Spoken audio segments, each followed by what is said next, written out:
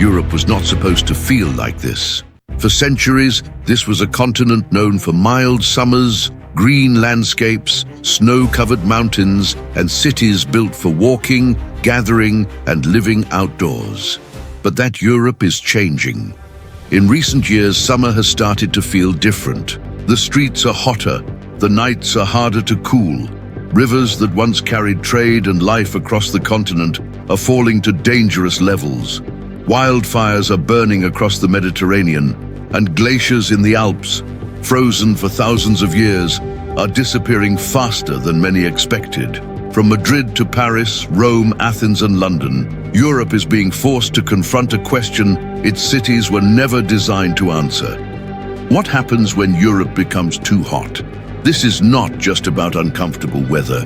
It is about food, water, energy, health, transport, tourism, and the future of some of the world's most famous places. Because Europe is not warming slowly. It is heating faster than many people realize. So why is this happening? Why are Europe's summers becoming more extreme? And if the last few years already feel dangerous, what could the next few decades look like? To understand Europe's future, we need to look at the geography, the atmosphere, the cities, and the climate system now reshaping the continent in real time. For most people, climate change feels like something that happens gradually. A few hotter summers, a few strange storms, a few broken records that shock people for a moment, then disappear from the news. But in Europe, the change is becoming harder to ignore. Year after year, temperatures are climbing higher, heat waves are arriving earlier, and extreme weather is becoming more difficult to treat as unusual. What makes Europe's situation so important is not only that the continent is getting warmer, it is the speed of the change.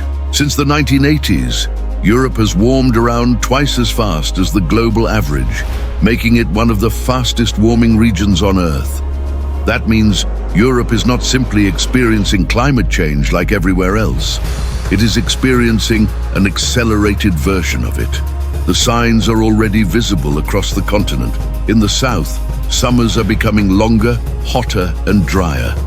In Central Europe, rivers, farms, and transport routes are coming under pressure. In the north, places once known for cooler weather are now facing heat waves that many homes, roads, and public systems were never prepared for. And in the mountains, the Alps are becoming one of the clearest symbols of this new reality. Snow seasons are becoming less reliable. Glaciers are shrinking. Rock and soil that used to stay frozen are becoming unstable. Europe is not waiting for the future of climate change.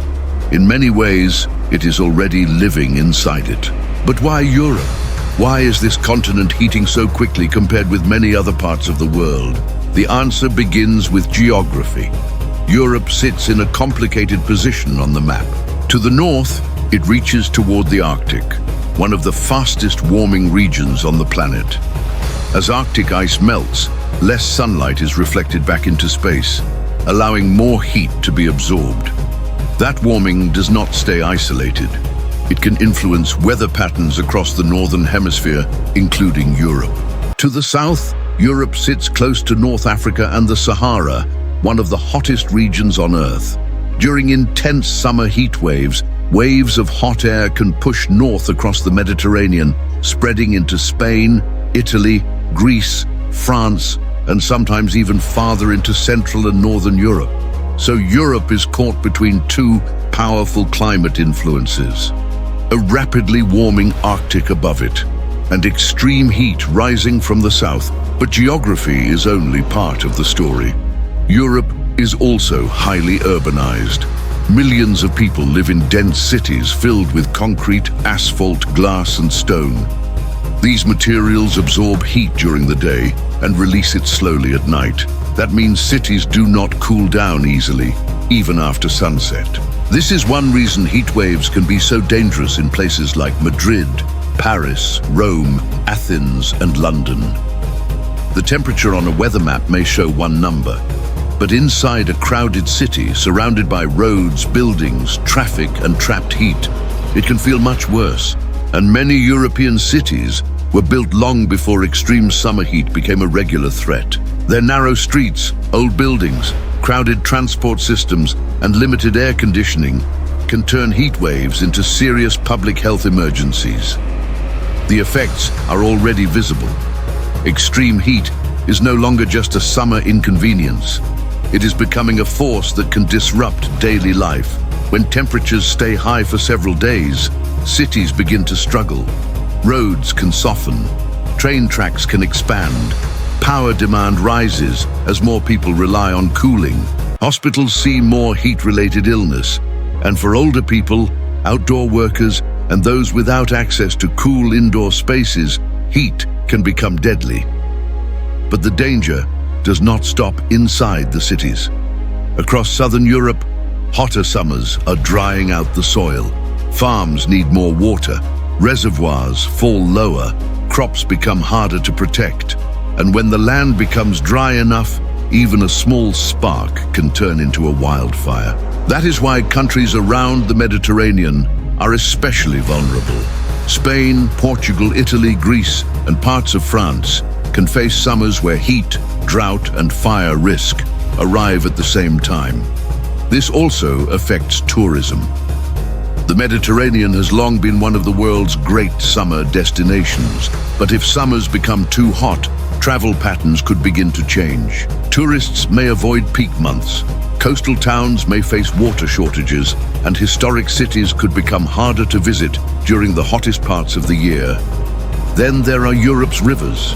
For centuries, rivers like the Rhine, the Danube, and the Po have helped move goods, support farming, produce energy, and connect entire regions.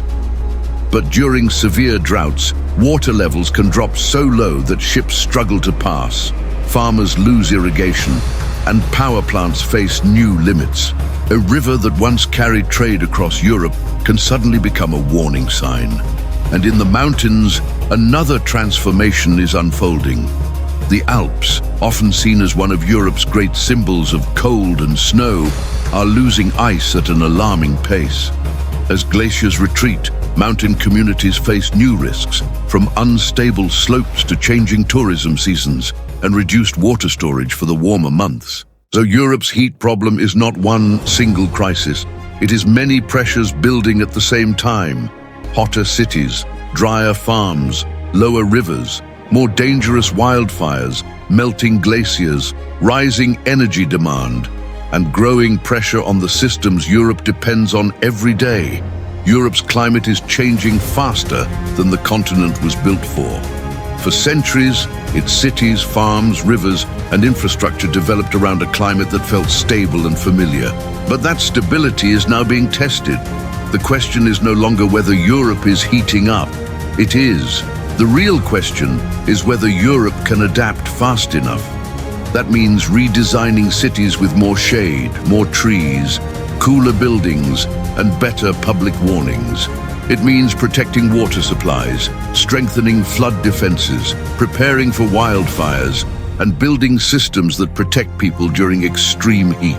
It also means understanding that Europe's future will not look the same everywhere. The south may become hotter and drier, the north may become warmer and wetter, and across the continent, extreme events could become harder to predict and more expensive to recover from. But Europe's future is not written yet. The continent still has choices. It can respond slowly and be forced to react crisis by crisis. Or it can adapt now before the most dangerous changes become normal. The Europe of the future may still be green, beautiful, and full of life, but it will not be the same Europe of the past. And the next few decades will decide just how different it becomes. Thanks for watching. Subscribe to The Global Lens for more stories shaping our world.